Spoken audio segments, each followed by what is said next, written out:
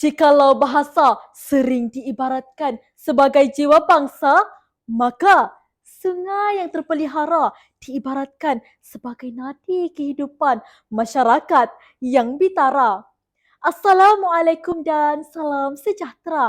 Terima kasih Tuan Pengerusi, kombinasi intelektual kehakiman bervisi, div-div kehormat yang dihormati, seterusnya hadirin pewaris bangsa Pertiwi.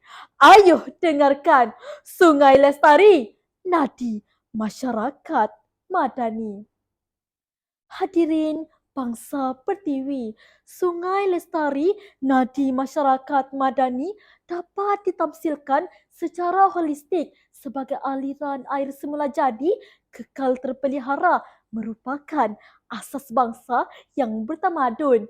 Namun, sejauh manakah Sungai Lestari adalah nadi masyarakat madani? Maka hadirin bangsa Pertiwi, lembayung kata pertama, sungai diselia, masyarakat pedalaman terbela. Sedari zaman Kesultanan Melayu Melaka, sungai adalah medium pengangkutan dan perhubungan sesama manusia. Kini, Sungai Malar menghubungkan warga pedalaman dan kota. Andai tercemar tidak diselia, sisa pepejal terenap di dasaran, tanah terhakis mendangkalkan paras permukaan, pasti menyekat perjalanan, bahan mentah dan sumber keperluan bisa tersadai di pertengahan, merunsingkan kala kecemasan, mampu mencetus huru-hara dan perbalahan, berupaya menggugat kemerdekaan. Dalam kajian pelupusan sisa pepejal oleh Muhammad Azhar Abbas 2013 menggariskan tentang penduduk pedalaman di Sarawak sukar untuk mengambil makanan di bandar menggunakan bot besar kerana sungainya semakin cetek. Jelaslah, sungai diselia, nasib masyarakat pedalaman terbela. Hadirin bangsa Pertiwi, lembayung kata kedua, sungai bersih memangkin ekonomi pulih. Sedarkah kita sumber air bersih terpelihara, kesihatan rakyat terjaga, ekonomi mampu diperkasa setuntasnya? Air jernih dari sumber semula jadi lebih murah dan mudah diproses Pertiwi, menjamin rakyat tidak dehidrasi, mampu bertugas sehari-hari sekaligus ekonomi dipacu tinggi.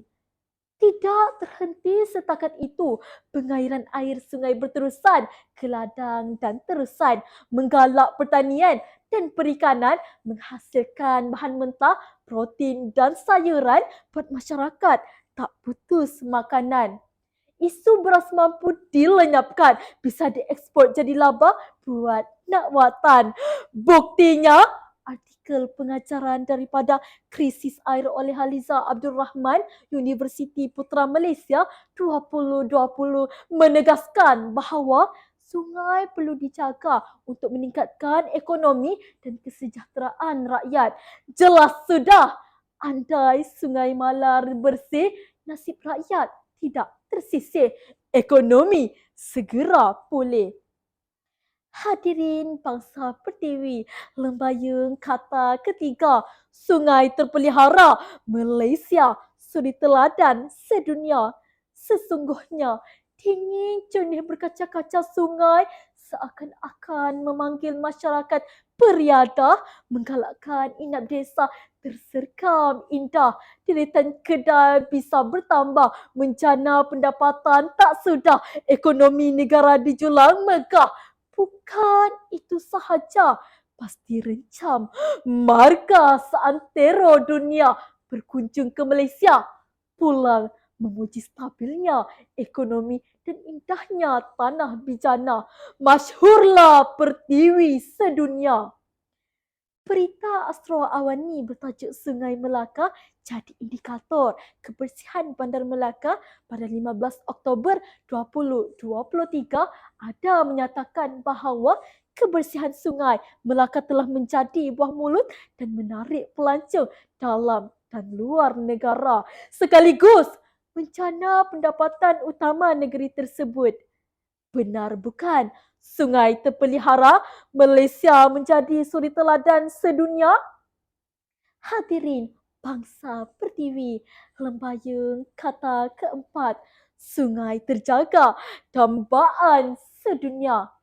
Jangan kita alpa, lestari negara kini diiktiraf dunia. Jalinan diplomatik sedunia adalah tuntutan kemercu jaya. Andai Nusa tidak merebut amalan lestari, terpinggirlah Pertiwi. Runtuh ekonomi, kebulu rakyat melukut tepian gantang di bumi sendiri. Laporan Pembangunan Manusia 2021 sendiri menuntut 7 elemen keselamatan manusia untuk hubungan antara negara, termasuklah ekonomi, makanan, kebersihan, kesihatan dan alam sekitar.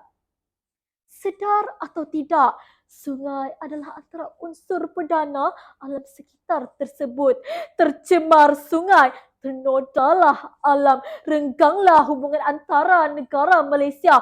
Buktinya, berita Universiti Teknologi Malaysia pada 2 Oktober 2023 bertajuk 200 peserta komuniti meriahkan program Hari Sungai Sedunia menyatakan Pertubuhan Bangsa-Bangsa Bersatu PBB berusaha meningkatkan sumber air semula jadi selamat di peringkat global. Nah, terbuktilah sudah sungai terjaga, kini dambaan sedunia.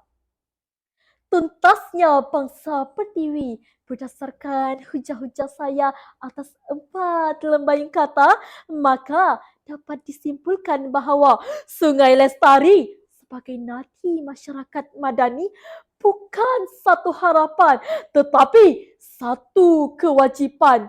Bahatkan dalam sanubari kata diimpi Sungai Lestari.